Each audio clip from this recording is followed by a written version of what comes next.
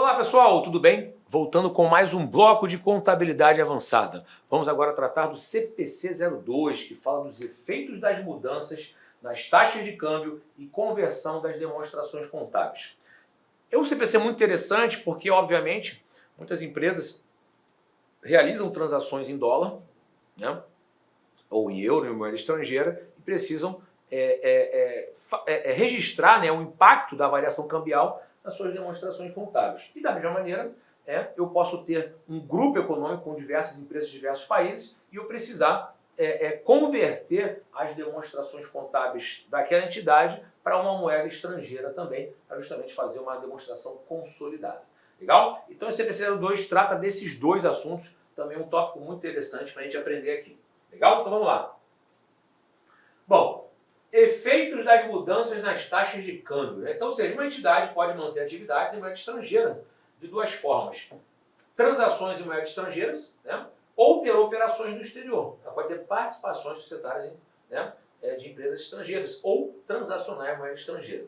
Adicionalmente, a entidade pode apresentar suas demonstrações contábeis em uma moeda estrangeira, que é chamada de moeda de apresentação. Eu falei até da Embraer, né? A Embraer é uma empresa brasileira, mas que todas as transações dela são feitas em dólar, né? Então ela faz a apresentação em moeda estrangeira. Então, dessa forma, o CPC 02 dispõe sobre os efeitos nas mudanças das taxas de câmbio e conversão das demonstrações contábeis.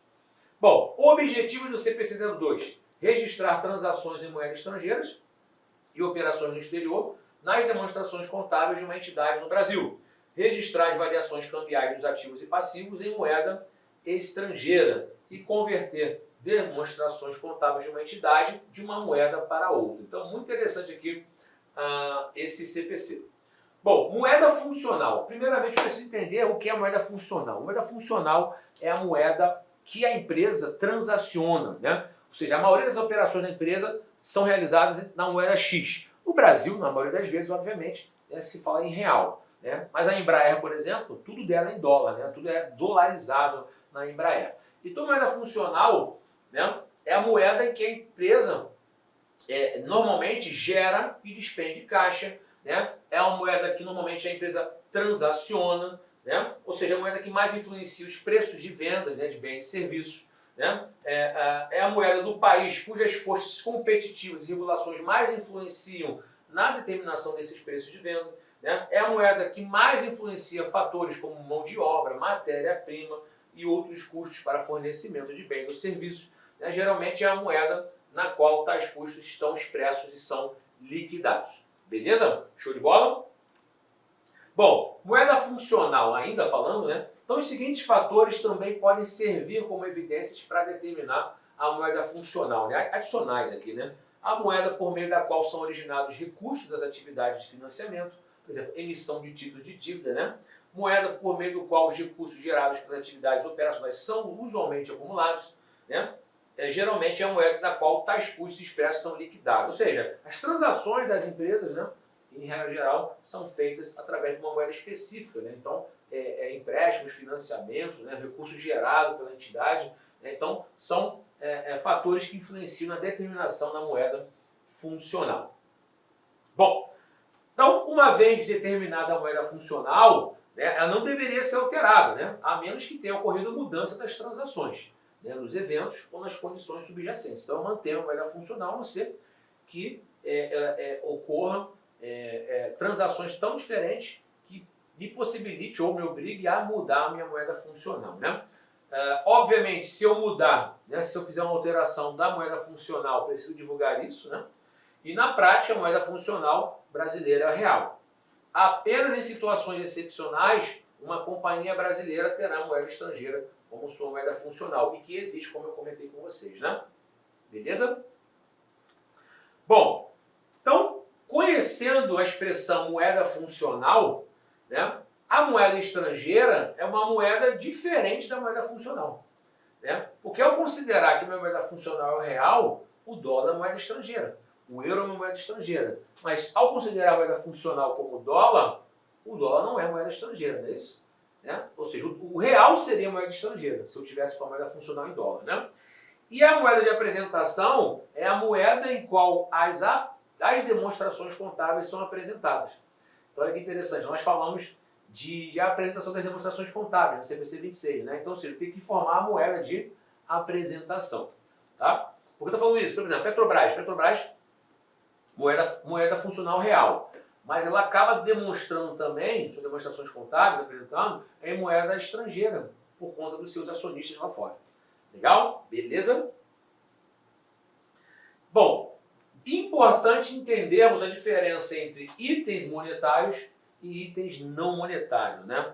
Ou seja, itens monetários são unidades de moeda mantidas em caixa e ativos e passivos a serem recebidos ou pagos em um número fixo ou determinado de unidades de moeda. Então, ou seja, recursos que vão ser, né, convertidos em algum momento em moeda, né? Caixa, banco, duplicata a receber, duplicata a pagar, empréstimos bancários, entre outros, né? Isso acaba reforçando aquele entendimento do ativo monetário, ativo não monetário, né?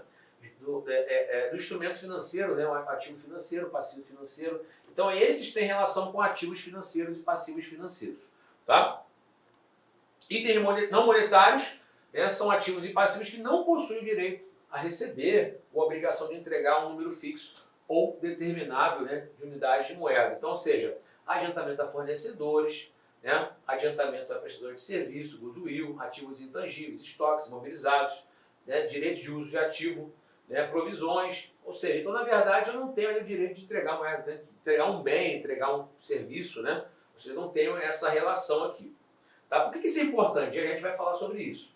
Tá? Reconhecimento inicial. Uma transação em moeda estrangeira é a transação que é fixada ou requer sua liquidação em moeda estrangeira, incluindo transações que são originadas quando a entidade compra, vende bens e serviços, cujo preço é fixado em moeda estrangeira, obtém ou concede empréstimos quando os valores a pagar ou a receber também são fixados em moeda estrangeira e, de alguma forma, adquire ou desfaz-se de ativo ou assume ou liquida passivos também fixados em moeda estrangeira. Bom, reconhecimento inicial. Aí é importante a gente entender isso, né? Uma transação em moeda estrangeira deve ser reconhecida contabilmente no momento inicial, pela moeda funcional, beleza? Mediante a aplicação da taxa de câmbio à vista entre a moeda funcional e a moeda estrangeira na data da transação. Então, ou seja, inicialmente, né, a transação vai ser reconhecida pela moeda funcional com a equivalência da taxa de câmbio na data da transação. Tá? Então, comprei um ativo mobilizado por 100 mil dólares. O dólar está R$5, 500 mil reais é o ativo mobilizado. Tá? E a data da transação é a data a partir da qual a transação se qualifica para fins de reconhecimento, de acordo com as práticas contábeis adotadas no Brasil. Legal?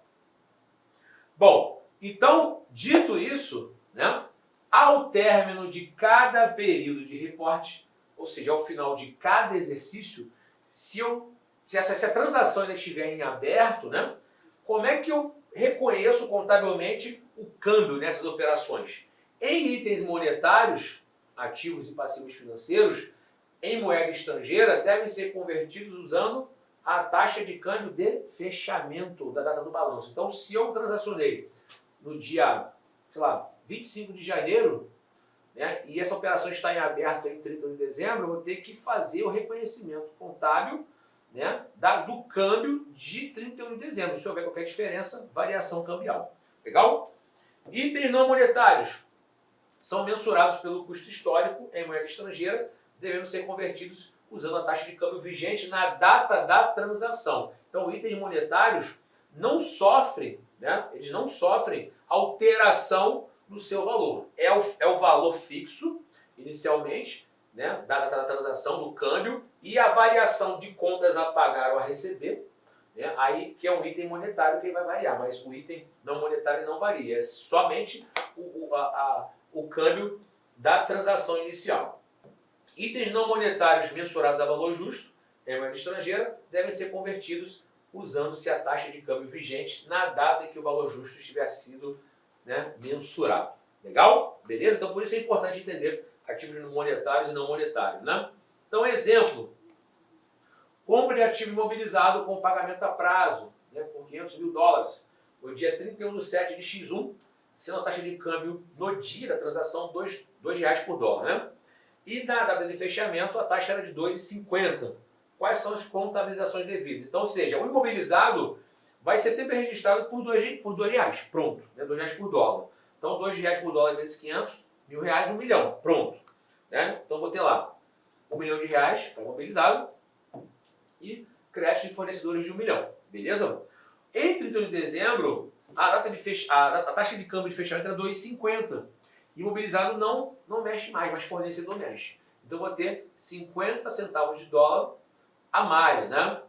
Então, eu vou pegar os 50 centavos de dólar a mais e vou multiplicar por 500 mil dólares.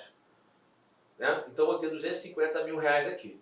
Ou seja, variação cambial negativa, porque eu vou ter que pagar, em tese, né, mais do que eu gostaria, porque quando eu comprei o câmbio estava 2, agora está 2,5. Então, variação cambial negativa de 250 mil reais, crédito na conta fornecedor de 250. Repara que o imobilizado continua com 1.000.